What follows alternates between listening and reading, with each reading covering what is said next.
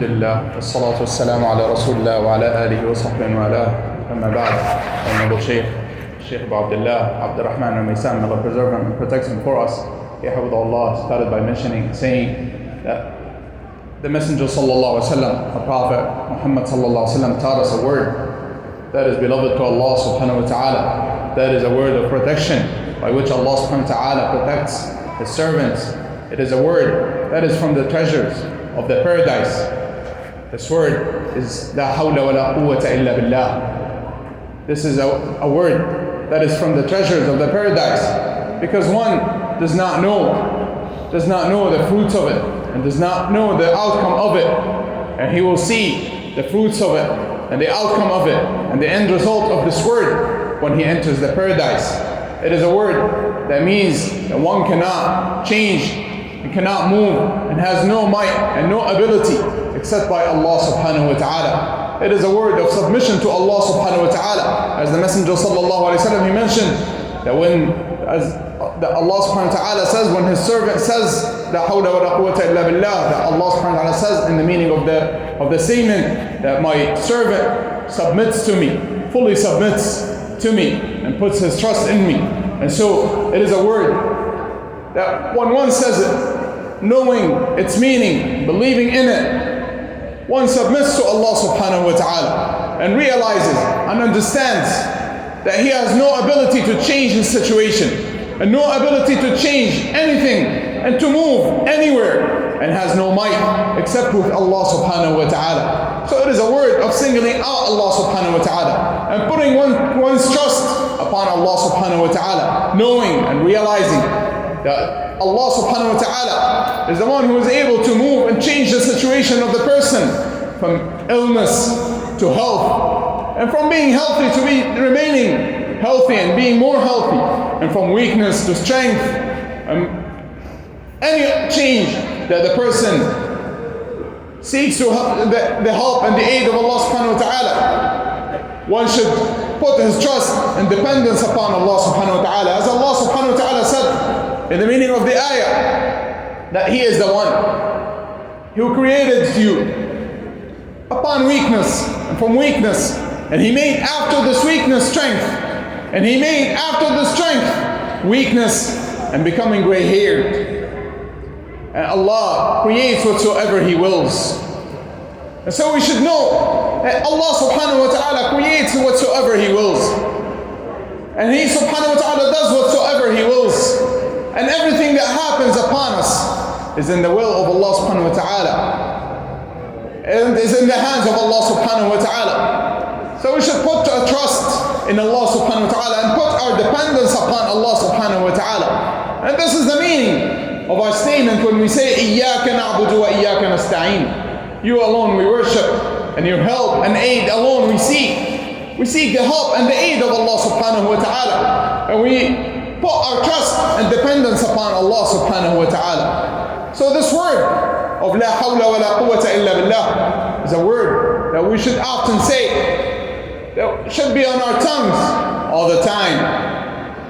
For this, it is a word of protection.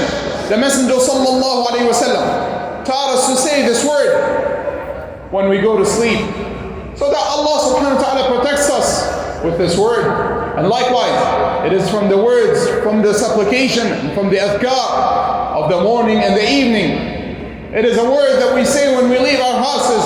As the Messenger sallallahu alaihi wasallam, he mentioned that when one leaves his house and he says Bismillah, in the name of Allah, Tawakkaltu ala Allah, I put my trust upon Allah, wa la hawla wa la quwwata illa billah. There's no might and no movement and no change except in Allah or by Allah. Then an angel will say, you will be protected and you will be given what is sufficient for you, and you will be guided, and the shaitan will move away from his pathway. So it is a word that we should say often. It is also legislated when we hear the mu'adhin say Hayya ala salah, come to the prayer, Hayya ala al-falah, come to the success, that we say La hawla wa la quwwata illa billah. We put our trust and our dependence upon Allah subhanahu wa ta'ala, and we know and understand that we will not be able to go and answer this call to the prayer except with the might of Allah subhanahu wa ta'ala, and except that Allah subhanahu wa ta'ala allows us to. Many people make mistakes in regards to this word. Some people use it as a word when a calamity befalls them. And this is incorrect. And rather, Allah subhanahu wa ta'ala taught us that when a calamity befalls a person, then he should say, Inna lillahi wa inna ilayhi raji'un. To Allah we belong, and to Him we shall return. This is the word that is said when a calamity befalls the person. And rather, la hawla wa la quwwata illa billah. The person says it when he wants to remove a hardship from himself. For this is a word by which Allah subhanahu wa ta'ala removes the hardships. And likewise, from the mistakes that some people fall into is they say la hawlillah, or they say la hawla lillah, negating might from Allah subhanahu wa ta'ala. This is a false statement, and this is a wrong statement. They say it as a short version of la hawla wa la quwwata illa billah. However, it is wrong. The words are wrong, and the meaning is wrong, and it should not be said, because this is a word by which one would be negating might from Allah subhanahu wa ta'ala. In reality, Allah subhanahu wa ta'ala is the Almighty, and that you yourself have no strength and no ability and no might except with the might of Allah subhanahu wa ta'ala, except that Allah subhanahu wa ta'ala gives you strength. For He subhanahu wa ta'ala is the Almighty, and He creates and chooses whatsoever He wills. And likewise, from the mistakes that some people fall into is their statement that they trust themselves, or they depend upon themselves, or that they have self-confidence. And this is a false statement. This is wrong. And rather, one should put his trust upon Allah subhanahu wa ta'ala, and know and realize that he has no strength, no ability, no might, except that Allah subhanahu wa ta'ala gives him strength and gives him ability. So we should put our trust in Allah subhanahu wa ta'ala, not in ourselves.